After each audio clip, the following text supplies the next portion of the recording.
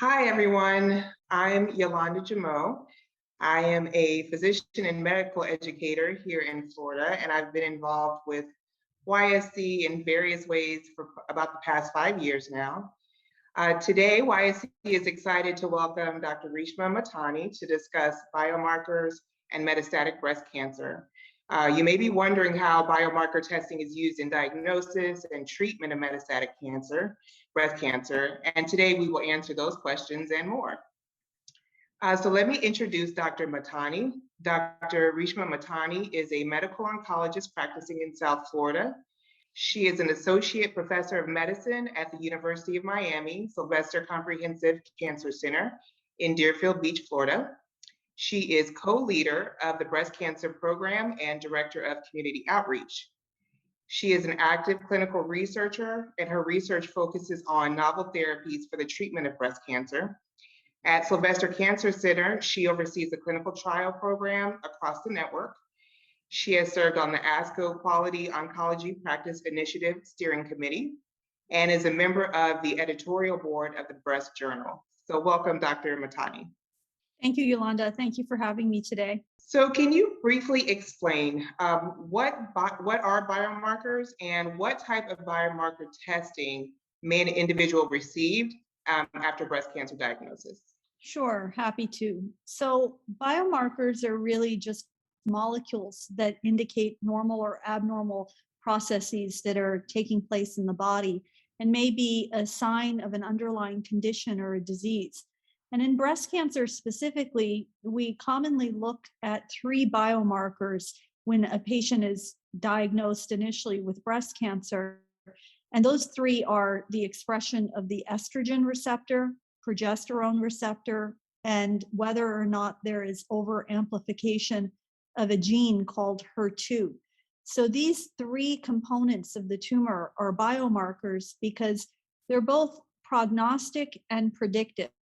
And let me explain that a bit. So in terms of prognosis, we know how a patient with a hormone receptor positive breast cancer is going to do in terms of how they may respond to therapies is the predictive part. So for example, a patient that has an ER positive tumor would be a candidate for anti-estrogen medications. And then moving on to the third, and progesterone is also a hormone, a normal female hormone that can be targeted by endocrine therapy. And then moving on to the third biomarker that we often look at in breast cancer pathology, HER2. HER2 is a gene that is overexpressed or amplified in about 20% of all women who have breast cancer.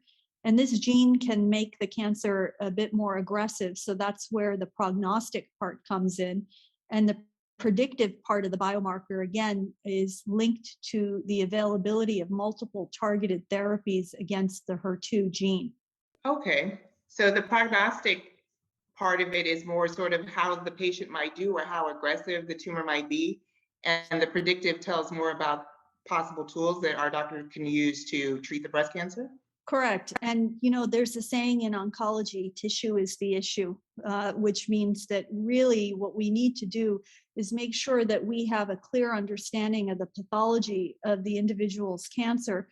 And the biomarkers that I just spoke of are really the foundation of the testing that's done.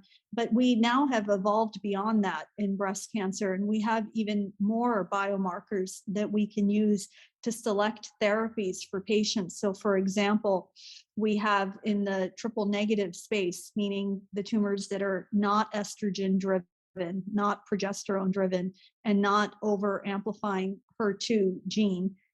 Those tumors are called triple negative breast cancers. And to date, we really didn't have much except chemotherapy to treat these patients, but we've made progress in this area. And now we have the availability of immunotherapy, again, linked to a biomarker, the expression of PD-L1, a protein in triple negative breast cancers, which really does allow us to select out the patients, especially in the metastatic setting, who may respond to immunotherapy in conjunction with chemotherapy. That's really interesting. So we hear about those three, but there are actually many more biomarkers. that doctors look for? There are. And in addition, in the metastatic setting, we now have yet another biomarker called the PIK3CA gene. Now, this is a gene mutation that is seen in about 40% of women that have ER positive breast cancers. And now we have a very targeted treatment called alpelisib, which is an oral PIK3CA inhibitor to add to hormonal therapy for patients who have this mutation. So recognizing what your cancer cells express or what mutations are present in the tumor can really help your physician guide the treatment. And even looking forward, there are novel strategies like clinical trials that look at mutations that are present in the tumor that perhaps are not targeted by breast cancer drugs, but are targeted by a kidney cancer drug or a lung cancer drug. We call that a precision medicine approach. And that approach is being looked at in the context of clinical trials now, as opposed to just giving chemotherapy, which indiscriminately kills off cells that are rapidly dividing. That's very interesting. And that actually addresses one of the questions we received about how can biomarker testing impact treatment decision-making in MBC. So what's the greatest benefit of biomarker testing for young adults diagnosed with MBC specifically? I think it gets back to identifying a treatment that has a high likelihood or a likelihood of working. If, for example, the tumor is not estrogen driven, giving anti-estrogen therapy wouldn't be of benefit. One of the issues that we deal with quite a bit is HER2 testing. HER2 is a gene that is overamplified in about 20% of all breast cancers. And even though we've identified this gene some 30 years ago, there's still challenges with regards to correctly identifying a HER2 positive tumor. We now have 8 different drugs targeting HER2 in the metastatic setting. And again, the ability for these drugs to work is directly linked to identifying a HER2 positive tumor. Again, we come back to this theme of biomarkers.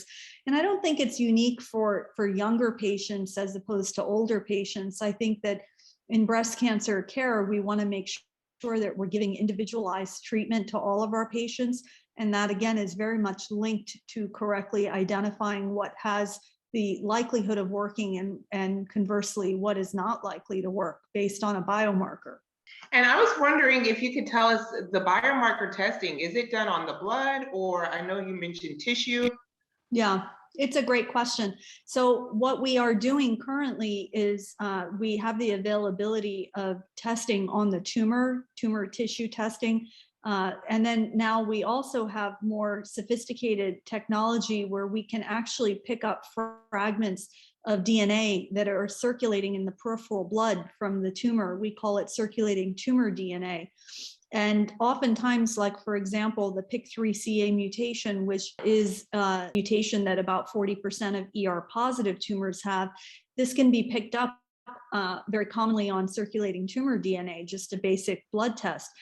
Sometimes you cannot pick it up there, and then it is then found in the tumor tissue. But the challenge comes in putting patients through biopsies. Sometimes it's not feasible because it may be technically difficult, it may be somewhat painful, and we hate to put our patients through procedures if we can get the information in a less invasive manner.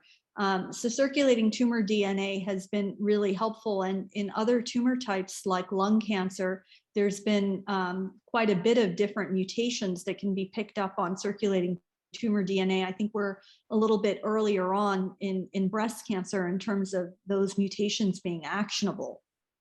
Well, why is it important to get retested when someone receives an MBC diagnosis? Well, I think one of the things that we really want to emphasize is that there is the possibility that a tumor that was originally estrogen driven can come back as a metastatic tumor that now loses estrogen expression. The tumor can differentiate and a different clone can kind of take over. So the hormone receptor positive clone of the tumor can be eradicated and a triple negative tumor can arise. And definitely when someone is first diagnosed, it's a traumatic situation to hear that information. And I think one thing that really is, from the standpoint of standard of care and good best clinical practices, we tend to want to put a patient through at least an initial biopsy to confirm that we're dealing with metastatic disease, because on occasion, and I've seen it, patients have been told that they have metastatic disease based on imaging studies or based on elevated tumor markers, which again, as we're talking about biomarkers, we're focusing on the metastatic setting, but we really have a lot of work to do in the early stage setting in terms of finding biomarkers that can help us monitor for recurrence. And this is a challenge that many women in the early stage setting, they struggle with, because every time you feel something, every time you get a twinge in your back or you have a cough, your mind automatically goes there that, okay, are we dealing with a cancer recurrence? And wouldn't it be great to have a more accurate biomarker that can predict whether or not someone is going to develop recurrent disease or has developed recurrent disease before something shows up on imaging? The challenge is, again, whether or not initiating therapy at that time point would be of benefit overall. We're just getting into those conversations now in the early stage setting. Okay. And that leads perfectly to my next question. Are there any exciting research going on now that are looking at new biomarkers for early stage or metastatic breast cancer? Yeah, and I think, this whole issue of circulating tumor DNA and identifying recurrences early, especially in patients that are at particularly high risk. So, for example, in triple negative breast cancer, we often give women chemotherapy prior to surgery. And then when they go to surgery, we're hoping that we're going to see what we call a pathologic complete response, which means no tumor left in the specimen in the breast. And unfortunately, sometimes we do see a significant amount of cancer still in the breast. And what that tells us, again, is that that woman's likelihood of having a recurrence is sufficiently high. And that becomes a challenging situation, because then the patient is kind of waiting for the other shoe to drop, so to speak. And it's a very uncomfortable situation to be in when you're told that you had residual disease and now there's a chance that your cancer can come back.